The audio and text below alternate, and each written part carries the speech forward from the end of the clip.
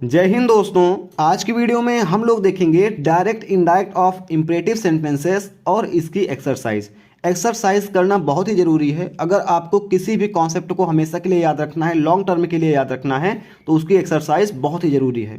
तो आज हम इसकी एक्सरसाइज करने वाले हैं, क्योंकि practice makes a man perfect. अगर आपको परफेक्ट बनना है तो आपको एक्सरसाइज करना पड़ेगा। चलिए हम ध्यान देते हैं कौन से क्वेश्चन हैं ऐसे जिनको हमें सॉल्व करने हैं। हमारा पहला क्वेश्चन है, He said to his friend, please lend me your book. He said to his friend, please lend me your book. ठीक है क्या? यहाँ पर हम क्या देखेंगे, सबसे पहले तो हम थोड़ा सा रिवाइज करते हैं, एकदम थोड़ा सा। हमें इंपरेटिव सेंटेंसेस में करना क्या होता है, इसमें ये देखना होता है कि सेड को हमें किस में बदलना है। आस्क्ड में बदलना है, रिक्वेस्टेड में बदलना है, सजेस्टेड में, एडवाइस्ड में या फॉरबिड में। हमें सेड को किस में बदलना है ये हमें ध्यान में रखना होता है। दूसरी बात होती है, यहाँ पर हमारा कंजक्शन चेंज होता है। कंजक्शन हो जाता है हमारा टू हो जाता है, जो कि अफर्मेटिव में दैट होता था। और तीसरी जो मेन चीज़ है यहाँ पर होता है क्या, हम प्लीज और काइंडली शब्दों को जब भी इनडायरेक्ट बनाते हैं तो वहाँ से हटा देते हैं। कहीं पर प्लीज लगा हुआ है तो हम ये समझ जाएंगे कि लड़का रिक्वेस्ट कर रहा है या वो जो व्यक्ति है वो रिक्वेस्ट कर रहा है, तो हम सेड को रिक्वेस्टेड में बदल देंगे और प्लीज शब्दों को हम हटा देंगे। ये तीन आपके महत्वपूर्ण नियम थे, इनको आप ध्यान में रखिएगा, आप इनका स्क्रीनशॉट कर सकते हैं। अब हम देखते हैं आगे कि हमें इसको चेंज कैसे करना है। सबसे पहले हम क्वेश्चन को पढ़ेंगे और क्वेश्चन के भाव को समझेंगे कि क्वेश्चन हमसे कहना क्या चाहता है। क्वेश्चन में क्या बोला जा रहा है, he said to his friend please lend me your book.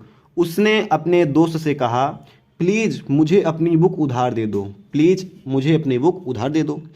आप क्या समझ रहे हैं कि वो जो लड़का है वो अपने दोस्त से रिक्वेस्ट कर रहा है कि मुझे अपनी बुक उधार दे दो, यही इसका भाव है। तो ही का ही रहेगा जैसा पहले रहता है। सेड है क्योंकि यहाँ पर प्लीज लगा हुआ है, रिक्वेस्ट हो रही है, तो हमने बदल दिया सेड को रिक्वेस्टेड में। फिर हिज फ्रेंड, कंजक्शन हमें लगाया टू के बाद यहाँ से मैंने प्लीज हटा दिया क्योंकि प्लीज नहीं रहेगा।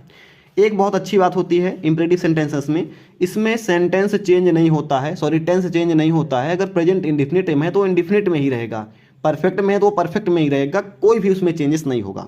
तो हमने प्लीज हटा दिया, इसमें प्रोनाउन चेंज करेंगे और आगे का सेंटेंस वैसा हम लिख देंगे। तो ही सेड को रिक्वेस्टेड में हमने बदल दिया। He requested his friend to lend me का हो जाएगा हिम, फिर योर का हो जाएगा हिज और फिर बुक। मी का हिम क्यों होगा, क्योंकि ये फ्रेंड मांग रहा है, मी चेंज होगा इसके हिसाब से और योर चेंज होगा इसके हिसाब से। फिर से एक बार समझते हैं, इस बार थोड़ा कॉमन सेंस लगाएंगे तो आपको समझ में आएगा कि हिम और हिज का यहाँ से क्या संबंध है। उसने अपने दोस्त से कहा कि प्लीज मुझे अपनी बुक दे दो, प्लीज मुझे अपनी बुक दे दो। अब मैं क्या बोलूँगा कि उसने अपने दोस्त से रिक्वेस्ट की कि उसे उसकी बुक दे दे, उसे अपनी बुक दे दे। उसे यानी कि हिम मतलब उसे, और उसकी यानी कि ही की बुक उसे दे दे।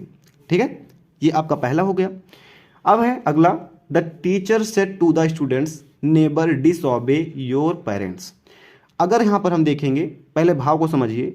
The teacher said to the students, teacher ने बच्चों से कहा, नेबर डिसओबे योर पेरेंट्स, अपने माता पिता का कभी भी अनादर मत करो या उनकी आज्ञा का कभी भी उल्लंघन मत करो। डिसओबे मतलब आज्ञा का उल्लंघन करना, तो अपने माता पिता की आज्ञा का उल्लंघन मत करो। तो यहाँ पर सेड को ऑर्डर्ड में हम चेंज कर सकते हैं, गलत नहीं होगा। लेकिन अगर हम सेड को एडवाइस में बदलेंगे तो ये ज़्यादा अच्छा रहेगा, क्योंकि टीचर यहाँ पर होमवर्क करने को नहीं बोल रहा है, ना बोल रहा है कि क्लास में शांत रहो। वो अपने घर की बात बोल रहा है कि माता पिता का आज्ञा का अनादर मत करो, यानी कि वो सलाह दे रहा है बच्चों को कि बेटा माता पिता की आज्ञा का अनादर नहीं करना चाहिए। तो यहाँ पर हमने सेड को एडवाइस में बदला, ये हमें ज़्यादा अच्छा लगा। ऑर्डर्ड करेंगे दिक्कत नहीं रहेगी, लेकिन एडवाइस्ड करेंगे तो थोड़ा और अच्छा रहेगा।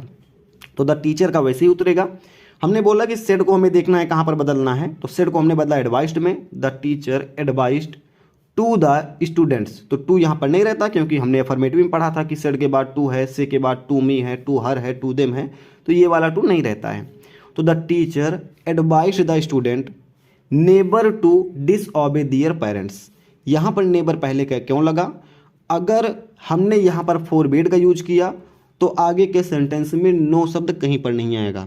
लेकिन अगर हमने फॉरबिड शब्द का यूज नहीं किया है अपने रिपोर्टिंग स्पीच वाले पार्ट में, तो टू के पहले हमें नॉट लगाना पड़ेगा, क्योंकि यहाँ पर नेबर है ना, तो नेबर है तो हमने नेबर टू के पहले यूज कर दिया। टू के बाद नहीं लगाना है, टू के बाद कोई भी नॉट वाला शब्द नहीं आएगा, नॉट वाला शब्द टू के पहले ही आएगा। तो नेबर टू डिसओबे दियर, दियर किसके हिसाब से हो रहा है, स्टूडेंट के हिसाब से। स्टूडेंट्स बहुत सारे हैं तो उनके सब्जेक्टिव फॉर्म होंगे दे, तो ऑब्जेक्टिव फॉर्म हो जाएगा हमारा दियर। तो their parents, the teacher advise the students neither to disobey their parents. इसी प्रकार आगे हम बढ़ेंगे। Sohan's father said to him prepare your course thoroughly well before examination. Sohan's father said to him prepare your course thoroughly well before the examination. Sohan के पापा ने उससे कहा कि अपना कोर्स अच्छे से प्रिपेयर कर लो एग्जाम के पहले अच्छे से अपनी पढ़ाई पूरी कर लो। तो यहाँ पर देखेंगे सेड को क्या हम ऑर्डर में बदल दें, क्योंकि पेरेंट बोल रहा है, ऑर्डर कर सकते हैं, बिल्कुल कर सकते हैं ऑर्डर, लेकिन ऑर्डर करेंगे तो अच्छा नहीं लगेगा, क्योंकि फादर यहाँ पर पानी नहीं मांग रहा है, ना बोल रहा है शांत रहो, ना बोल रहा है कि टीवी बंद कर दो, ना ये बोल रहा है कि मत खेलो, किसी चीज़ को मना नहीं कर रहा है, टाइट नहीं बोल रहे हैं फादर जी। यहाँ पर एक तरह से एडवाइस दे रहे हैं कि बेटा पेपर से पहले अच्छे से तैयारी कर लो, पेपर से पहले अच्छे से तैयारी कर लो। तो यहाँ पर एडवाइस दी जा रही है, तो इसीलिए हमने क्या किया, सेड को बदल दिया एडवाइस्ड में। मेन बात आपका यही है कि आप इंपरेटिव सेंटेंसेस में सेड को बदलते कैसे हैं। हमने सेड को बदल दिया किसमें, एडवाइस्ड में बदल दिया। अब एडवाइस्ड में बदलने के बाद क्या होगा, हमने क्या किया, सोहन्स फादर एडवाइज्ड हिम, फिर यहाँ पर टू लग जाएगा कंजक्शन के रूप में, to prepare his course thoroughly well before examination. यहाँ पर हिज क्यों आया, हिज आया हिम, हिम मतलब कि ही है, इसका सब्जेक्टिव फॉर्म ही है, तो इसका ऑब्जेक्टिव फॉर्म हो जाएगा हिज। इसका आई थिंक आप लोग यूज करना जानते होंगे कि प्रोनाउन को हम कैसे चेंज करते हैं। आगे हम बढ़ेंगे। The nurse said to the patient don't you feel better in this morning question mark. तो ये गलती से एक क्वेश्चन मार्क वाला हमने लिख लिया है, ये इंट्रोगेटिव का है, तो ये हो जाएगा the nurse asked the patient if he did not feel well better than that morning. तो ये क्वेश्चन मार्क वाला है, यानी इंट्रोगेटिव सेंटेंस का है, तो इसको आप मत ध्यान दीजिए, ये इंपरेटिव के लाइन से बाहर है। इंपरेटिव वाला ये वाला क्वेश्चन आपका हो जाएगा। ये क्या बोल रहा है, ये बोल रहा है I said to him please explain the matter to me. I said to him, यहाँ पर क्या हो जाएगा, मैंने उससे कहा कृपया मुझे इस बात को एक्सप्लेन करें, इस मैटर को एक्सप्लेन करें। तो हमने प्लीज़ यहाँ पर देखा है, तो प्लीज़ देखते ही मन में आना चाहिए कि रिक्वेस्टेड कर दो यहाँ पर। तो हमने किया I requested him conjunction to explain this matter to me, explain this matter to me. अगर आपने first person pronoun second person pronoun पढ़ा है तो यहाँ पर भी प्रोनाउन चेंजिंग में कोई दिक्कत नहीं होगी, क्योंकि आई चेंज हो रहा है, मी चेंज हो रहा है यहाँ पर आई के हिसाब से, और आई का ऑब्जेक्टिव फॉर्म मी होता है, ठीक है। तो हमने सेड को रिक्वेस्टेड में बदल दिया, उसके बाद यहाँ पर कंजक्शन टू लगा दिया, जो कि हर जगह पर कंजक्शन टू ही लगेगा अगर आपका इंपरेटिव सेंटेंस है। तो अगर आप भूल जा रहे हैं कि इंपरेटिव सेंटेंस कौन सा है, कैसे हम पहचानेंगे इंपरेटिव सेंटेंस है, तो पहली बात वहाँ पर कोई क्वेश्चन मार्क वगैरह नहीं लगा रहना चाहिए। अगर क्वेश्चन मार्क नहीं लगा है तो आप देखेंगे कि या तो यहाँ पर रिक्वेस्ट की जा रही है, या फिर सजेस्ट किया जा रहा है, या एडवाइस दिया जा रहा है, या फॉरवर्ड किया जा रहा है, या फिर वहाँ पर क्या है, ऑर्डर किया जा रहा है। ये 5 चीज़ें होती हैं, रिक्वेस्ट होता है, सजेस्ट होता है, एडवाइस, फॉरवर्ड, ऑर्डर, और प्रपोजल होता है जहाँ पर लेट का प्रयोग किया जाता है। ये 6 आप याद रखिएगा, request, suggest, advise, forward, order, let. Let मतलब प्रपोजल।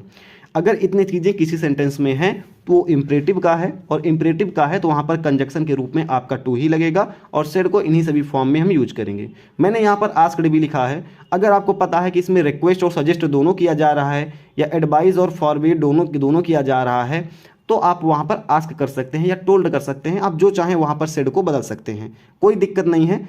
लेकिन वहाँ पर शर्त यही कन्फ्यूजन होना चाहिए कि या सजेस्ट कर रहे हैं कि मना कर रहे हैं। जैसे कि मेरे छोटे भाई ने मुझसे कहा कि धूम्रपान मत कीजिए, तो वो आदेश भी दे रहा है, मना भी कर रहा है, रिक्वेस्ट भी कर रहा है। क्या है, आदेश भी दे रहा है, क्योंकि छोटा है, छोटा आदेश नहीं दे सकता है। मुझको लग रहा है कि वो आदेश भी दे रहा है, वो छोटा है इसलिए वो रिक्वेस्ट भी कर रहा है, और वो मुझे सजेस्ट कर रहा है, एडवाइस भी दे रहा है। तो यहाँ पर सारी चीज़ें हो रही हैं, तो हम इसमें क्या यूज करेंगे, तो हमने यहाँ पर आस्क्ड कर दिया या टोल्ड कर दिया, दोनों में से कोई एक कर दिया, तो हमारा काम यहाँ पर बन गया।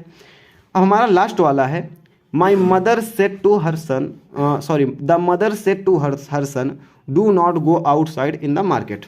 तो क्या हो जाएगा, द मदर सेड को हमने फॉरवर्ड कर दिया। फॉरवर्ड इसलिए किया क्योंकि यहाँ पर आप देखेंगे डू नॉट दिया गया है। अगर हम यहाँ पर ऑर्डर कर देते, क्योंकि मम्मी और बेटे का मामला है, अगर हम यहाँ पर ऑर्डर करते तो टू के पहले हमें नॉट लगाना पड़ता। हमने यहाँ पर ऑर्डर की जगह पर फॉरवर्ड कर दिया। फॉरवर्ड मीन्स होता है मना करना, तो मैंने यहाँ पर फॉरवर्ड कर दिया, तो मैं लिखूँगा the mother forward her son to go outside in the market. अभी यहाँ पर ऑर्डर्ड करता तो मैं लिखता the mother ordered her son not to go outside in the market, ऐसा मैं करता। ये आपके कुछ ऐसे क्वेश्चंस हो गए जिनको आपको करने थे। इसके पहले मैंने वीडियो बनाई थी इंपरेटिव सेंटेंसेस की, और उसमें मैंने आपको ये बताया था कि इन रूल्स को कैसे अप्लाई करना है। इन सभी रूल्स पर मैंने बहुत ही जमकर चर्चा की थी। लगभग 20 मिनट की वीडियो है और उसमें कम से कम 6-7 एग्जाम्पल्स हैं और इन सभी रूल्स को मैंने एकदम बारीकी समझाया है। अगर कोई दिक्कत हो तो आप उस वीडियो को वहाँ से जाकर देख सकते हैं। फिलहाल इस वीडियो में इतना ही था। यही थी आज की हमारी एक्सरसाइज। मुझे लगता है कि इतना देखने के बाद आप इंपरेटिव सेंटेंस में काफ़ी हद तक अपना सुधार करेंगे। लेट वाली वीडियो जल्द ही आएगी। डिस्क्रिप्शन बॉक्स में आपको लिंक मिलेगा, या फिर चैनल पर जाएंगे या फिर इन स्क्रीन में वीडियो आने के बाद लेट वाली वीडियो का मिल जाएगा।